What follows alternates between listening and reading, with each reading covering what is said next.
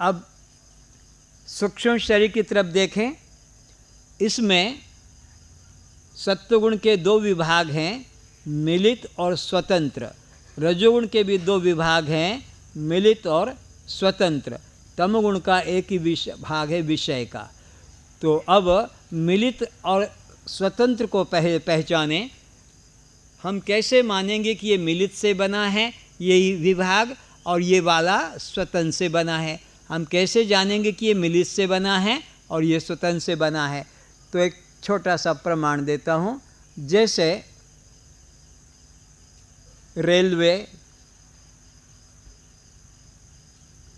यात्रा में सबका अधिकार है, सड़क पर चलने का सबको अधिकार है, सूर्य के प्रकाश लेने का, पवन लेने का सबको अधिकार है, हॉस्पिटल में, स्कूल में सबका अधिकार है, होटल में, धर्मशाला में सबका अधिकार।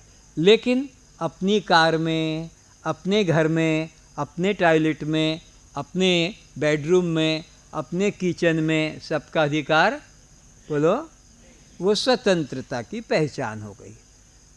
तो इसमें सत्वगुण में भी दो विभाग हैं, जो स्वतंत्रता के वाले भी हैं और मिलित वाला भी है। रजोगुण में भी मिलित वाला भी है और स्वतंत्र भी है।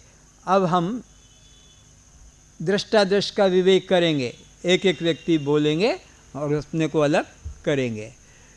तो अंतःकरण को समझें पहले। अंतःकरण किसे कहते हैं? तो हमारे शरीर में 3 इंद्रियां हैं, 3 तरह की। कौन कौन सी? अंतःकरण, फिर बहिष्करण में 2 हैं, ज्ञानेंद्रिय और कर्मेंद्रिय। ज्ञानेंद्रिय, कर्मेंद्रिय और अंतःकरण। करण कहते हैं इंद्रियों को, जो अंदर ही रहकर जानता है उसको अंतःकरण कहते हैं, और जो बाहर से जानता है उसको बहिष्करण कहते हैं। वो 2 तरह का, ज्ञानेंद्रिय और कर्मेंद्रिय। तो अंतःकरण की 4 वृत्तियां हैं। देखो इधर, मन, बुद्धि, चित्त और अहंकार। अंतःकरण एक वस्तु है, उसकी 4 तरह से वृत्तियां पैदा होती है। जैसे एक व्यक्ति मैनेजर है,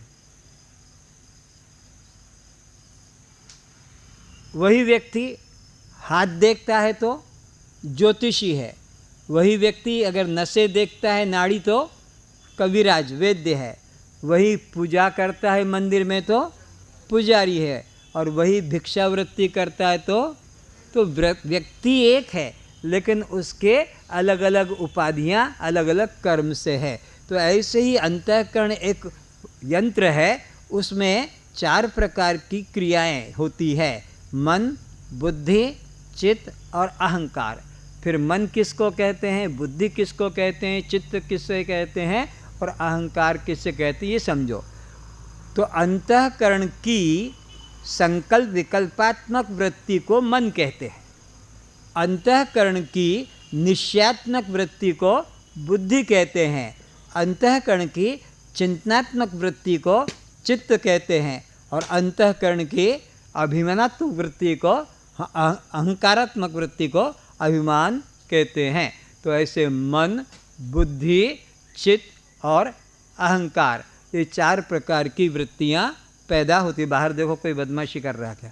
तो इस प्रकार से अब हमें इसमें दृष्टादृष्ट का विचार करना है। बोलो, अंतःकरण मैं नहीं, अंतःकरण मेरा नहीं, यह आकाश का है, हमारा दृश्य है, यह दृश्य है, हम दृष्टा हैं। अंतःकरण में जब ये वृत्तियां होती हैं तो हम जानते हैं। अंतःकरण में जब ये वृत्तियां नहीं होती हैं तब हम जानते हैं। तो अब आपको मालूम भी होना चाहिए कि ये वृत्तियां कहाँ होती है और कहाँ नहीं होती है।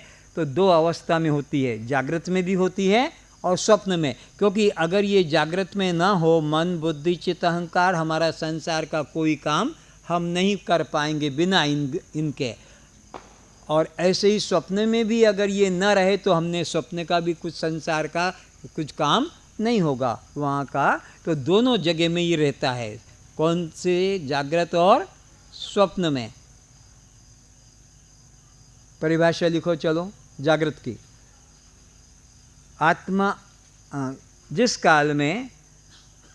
काल में 14 त्रिपुटियों का स्थूल व्यवहार होता है उसे जागृत अवस्था कहते हैं।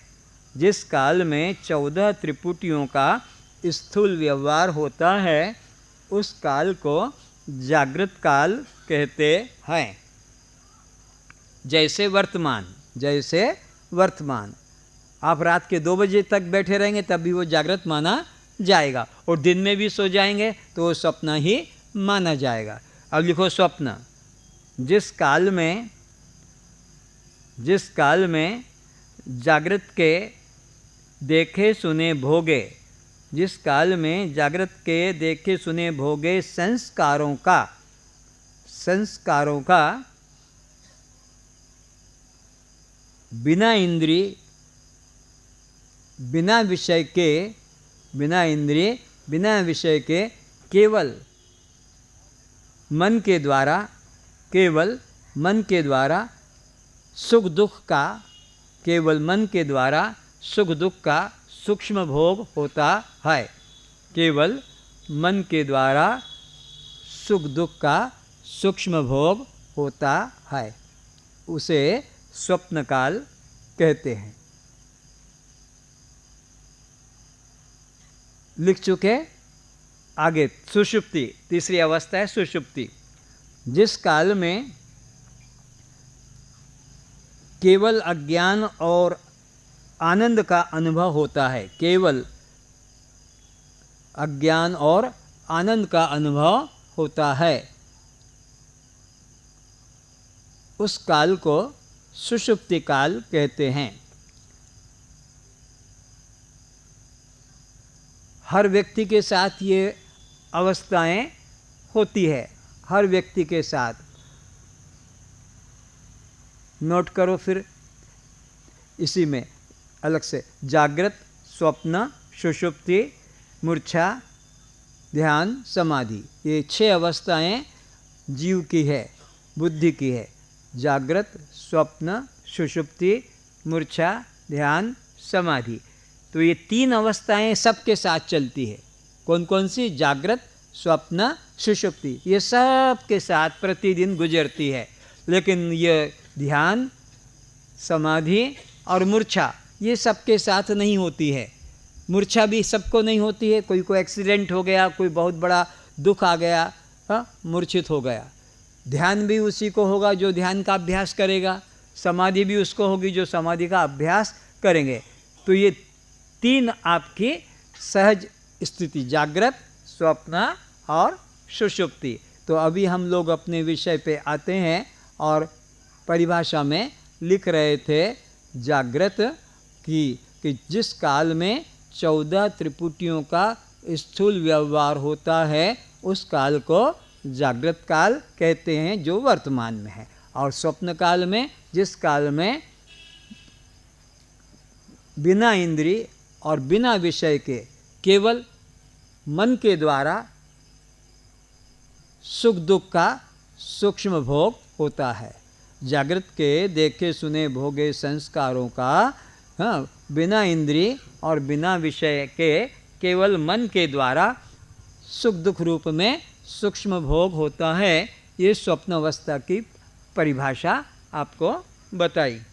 तो अभी यहाँ विषय चल रहा था कि अंतःकरण की 2 स्थानों पर व्यवस्था है, जागृत में भी और स्वप्न में भी। अंतःकरण कहाँ कहाँ काम करता है? बोलो। जागृत और बोलो, जागृत और स्वप्न। अंतःकरण कहाँ मिलता है? जागृत में भी और स्वप्न में। और 2 जगह नहीं मिलता है, गहरी निद्रा में भी नहीं होता है और बेहोशी अवस्था में भी नहीं होता है। जागृत अवस्था में रहता है, सारा व्यवहार स्थूल चलता है, स्वप्न अवस्था में सूक्ष्म व्यवहार चलता है इसी के द्वारा। पर सुषुप्ति में कोई व्यवहार नहीं, क्योंकि वहाँ अंतःकरण नहीं, केवल आनंद और अज्ञान का अनुभव होता है। सब उठकर कहते हैं सुबह रात में सुख से सोया और मुझे कुछ पता न चला। आओ इसी तरफ ध्यान ले आओ। तो अंतःकरण मैं नहीं, अंतःकरण मेरा नहीं, ये आकाश का है, ये दृश्य है, मैं दृष्टा हूँ। अंतःकरण में जब ये वृत्तियाँ उठती हैं तब मैं जानता हूँ। अंतःकरण में जब ये वृत्तियाँ नहीं होती हैं तब भी मैं जानता हूँ। इसलिए दृश्य है, मैं दृष्टा हूँ। दृष्टा दृश्य से सदा अलग रहता है। तो अब हम अंतःकरण से अलग मानेंगे अपने को, क्योंकि हम इसको जानते हैं। जिसको हम जानेंगे हम उससे अलग है। ये बात तो समझ में आई है ना? अच्छा, कोई दृष्टांत देके जल्दी बताओ जिससे तुम जानते हो उससे तुम अलग हो। जल्दी बोलो। अरे तुम जूते को जानते हो, चप्पल को जानते हो, सूट को जानते हो, अपने पेन को, चश्मे को, चूड़ी को, सबको तो जानते हो। तो जिसको तुम जानते हो उससे तुम अलग हो। और ये भी बताओ कि जो मेरा है वो मैं नहीं। जल्दी से बोलो। एग्जाम्पल देकर, जो मेरा है वो मैं नहीं। जैसे हाथ, और इसी तरह आँख, कान, नाक भी, और इसी प्रकार मन, बुद्धि भी। जिस जिसको तुम जानते हो बस मैं उससे अलग हूँ। तो अब आइए मन पर विचारेंगे। मन में नहीं, मेरा नहीं, वायु का है, ये दृश्य है, हम दृष्टा हैं। मन वायु की तरह चंचल होता है। तो ये दृश्य है और आप उसके। तो आप मन के दृष्टा कैसे हैं? जल्दी से बोलो, जल्दी से। कोई हाथ उठाओ, नए विद्यार्थी। हाँ बोलो। बहुत अच्छा, बहुत बैठ जाओ। जब मन चंचल है तो भी जानते हैं, मन शांत है तो भी जानते हैं, मन कामी, क्रोधी, लोभी, मोही है तब भी हम जानते, मन पापी है तब भी जानते, मन में दया, धर्मात्मा है तब भी हम जानते। तो ये दृश्य और हम इसके दृष्टा। तो दृष्टा दृश्य से तो हम मन से भी अलग हैं, मन के धर्म से भी अलग है।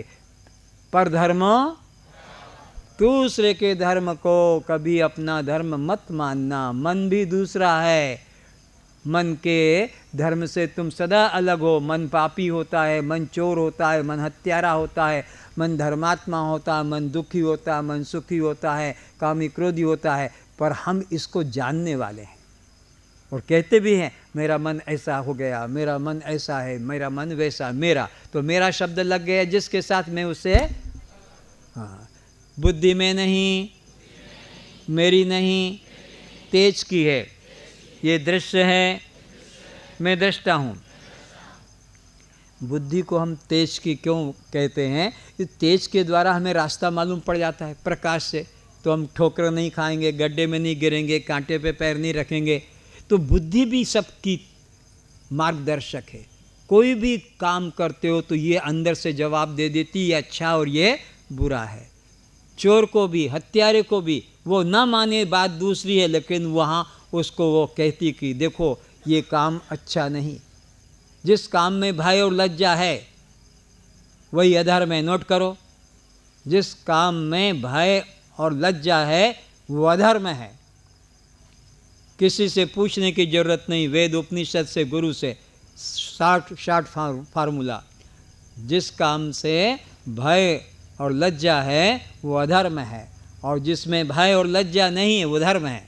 दूसरा लिखो, जिस कर्म में भय और लज्जा नहीं है वही धर्म है। तो ये तेज का काम है। बुद्धि किसके द्वारा काम करती है? तो ये तेज, हाँ, दृश्य, ये बुद्धि दृश्य और हम बुद्धि के। बोलो, बुद्धि दृश्य है, हम बुद्धि के दृष्टा हैं। तो बुद्धि के दृष्टा तुम कैसे हो? कौन बताएगा? महिलाओं में हाथ उठाओ। हाँ, विवेक करो। बुद्धि की अवस्था के हम दृष्टा कैसे हैं? बुद्धि मंद है तो जानते हैं, बुद्धि तीव्र है तो जानते हैं, बुद्धि चतुर है तो जानते हैं, और बुद्धि बुद्धू है तो हम जानते। तो ये दृश्य और हम उसके जिसकी अवस्था को तुम जान लेते हो उससे तुम अपने को अलग जानो। इसकी अवस्था को अपनी अवस्था मत मानो, पर धर्मो। तो बुद्धि की अवस्था से घमंड मत करो कि मैं बहुत चतुर हूँ, बहुत होशियार हूँ, ये भी मत करो। और मैं बुद्धू हूँ, मैं मंद बुद्धि, मैं अज्ञानी, ये भी अहंकार, क्योंकि तुम तो उसकी मंदता के जानने वाले हो। तभी तो कहते हो मेरी बुद्धि कमज़ोर हो गई, मेरी बुद्धि नष्ट हो गई, मेरी बुद्धि भ्रष्ट हो गई, या कहते हो ना। तो जिसको मेरा या मेरी कह दिया उससे अलग हो। चित्त में नहीं, चित्त मेरा नहीं, किसका है? इसका तुम्हारा क्या संबंध है? वो दृश्य और हम उसके दृष्टा है। तो अब चित्त के दृष्टा तुम कौन हो, कैसे हो? जल्दी बोलो, हाथ उठाओ। हाँ हाँ, बहुत अच्छा, तो पता लगता है। और आत्मचिंतन होता है तब भी जानते हैं, और आत्मचिंतन नहीं होता तब भी। रास्ते रास्ते चलते हुए आपको बोला था, लेट्रिन में जाओ तो भी अपना दृष्टा साक्षी आत्मभाव, ये विचार अपने को जगाना है। तो जब ये आत्मचिंतन होता तब भी जानते हैं, और अनात्म चिंतन होता तब भी, सुचिंतन होता है तब भी जानते हैं, और कुचिंतन होता तब भी।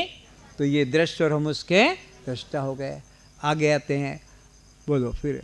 अहंकार मैं नहीं, अहंकार मेरा नहीं, ये पृथ्वी का है, ये दृश्य है, हम दृष्टा हैं।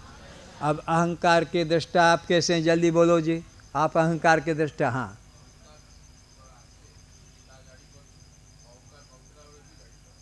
अहंकार पैदा होता है, मन में अहंकार जागृत होता है तब भी जानते हैं, और अहंकार जब शांत हो जाता है तब भी हम। कैसे? आप लोग कभी कभी कहते हो ना, मैं बहुत अहंकारी हूँ, मैं बहुत अहंकारी हूँ, ऐसे भी करते हैं। और कहते हैं, क्या बताऊँ, मेरे लड़के ने ऐसा काम कर दिया, कि मेरी लड़की ने ऐसा काम कर दिया कि उसकी वजह से मेरा सब अहंकार माटी में, अहंकार चूर चूर हो गया। वो भी तुम देखते हो। और अहंकार बढ़ जाता, वो भी तुमको पता। कब बढ़ता है? धन बढ़ जाए, रूप बढ़ जाए, बुद्धि बढ़ जाए, पद बढ़ जाए, शक्ति बढ़ जाए, तो आदमी का अहंकार बढ़ जाता है। और जब पद चला जाए, रूप चला जाए, शक्ति चली जाए, तो फिर अहंकार भी गिर जाता है। तो ये दृष्ट और हम इसके दृष्टा। ये अभी तक हमने जो विचार किया है, ये सत्वगुण की मिलित वृत्तियां हैं। सत्वगुण का ये मिलित विभाग है, पांचों भूतों के सत्वगुण का ये मिलित विभाग है। क्योंकि ये पूरे शरीर की इंक्वायरी रखता है, पूरे शरीर के बारे में यहाँ से जानकारी मिलेगी। लेकिन ये जो विभाग है ये अपना स्वतंत्र है, ये किसी दूसरे के बारे में बताएगा नहीं। तो अब स्वतंत्र पर विचार करेंगे। श्रोत्र में नहीं, मेरा नहीं, आकाश का है, आकाश के ही गुण शब्द को ग्रहण करता है, ये दृश्य है, मैं दृष्टा हूँ। अब कान हमारा दृश्य है, और हम कान का काम क्या है? शब्द सुनाई पड़ता है तो जानते हैं, शब्द नहीं सुनाई पड़ता है तो जानते हैं। बस यही, चाहे वो आपके अनुकूल हो कि प्रतिकूल हो, कान का इतना ही काम है कि वो सुनाई पड़ता है, और कभी कम सुनाई पड़ता है और कभी ठीक सुनाई नहीं पड़ता। तो ये दृश्य और मैं इसका दृष्टा हूँ। और किस तरह से? कान में कुछ खराबी आ गई, कट गया, पूंज निकलने लगा, रक्त निकलने लगा, वो भी हम जानते हैं। अब बोलो, त्वचा में नहीं, त्वचा मेरी नहीं, वायु की है, वायु के गुण स्पर्श को करती है। तो अब त्वचा के बारे में कौन बोलेगा? हाँ बोलो।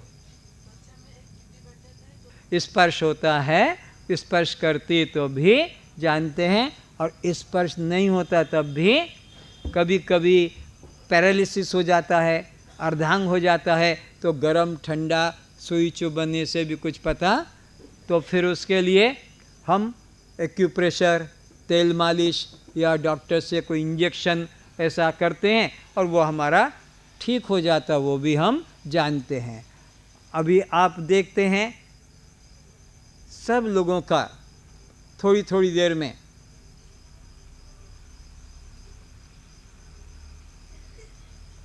ये क्या बीमारी है, बस ये त्वचा का काम है स्पर्श का, उसको सेंसेशन मिलता है तो वहाँ हाथ पहुँच जाता है। कर्मेंद्री और ज्ञानेंद्रिय की अभी चर्चा करें। ज्ञानेंद्रिय से केवल सेंसेशन मालूम पड़ता है, वहाँ कुछ काम नहीं करेगी, लेकिन ये जाकर वहाँ पर खुजली करके और आ जाती, ये कर्मेंद्रिय है। और वहाँ जो स्पर्श लग रहा है वो ज्ञानेंद्रिय है। तो यहाँ पर ज्ञानेंद्रिय के त्वचा का ज्ञान देखा कि स्पर्श होता है तब भी जाना और स्पर्श नहीं होता तब भी जाना। खुजली हो रही थी और खुजली मिट गई। चक्षु में नहीं, मेरा नहीं, किसका है? इसका तुम्हारा क्या संबंध है बोलो?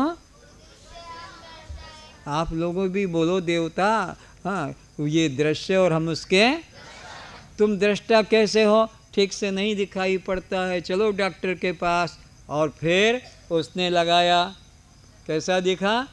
बोले अभी ठीक नहीं दिखा। अब कैसा दिखा? अब ठीक दिखा। तो नहीं दिखा है वो भी तुमने देखा, और कम दिखाई पड़ा वो भी तुमने देखा, और बिल्कुल अच्छा साफ दिखाई पड़ा वो भी तुमने। तो ये